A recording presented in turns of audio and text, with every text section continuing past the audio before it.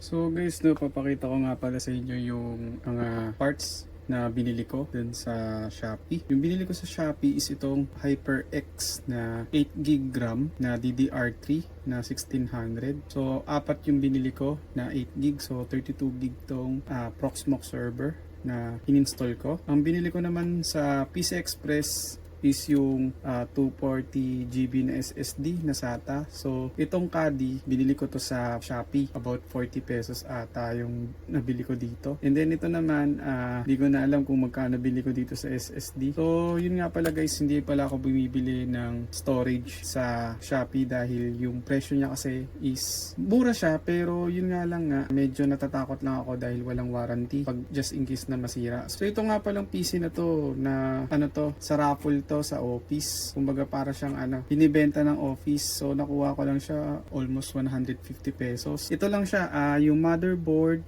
yung power supply, processor, and then meron din siyang 500GB na kasama. Wala tong RAM na kasama, and then itong LAN card.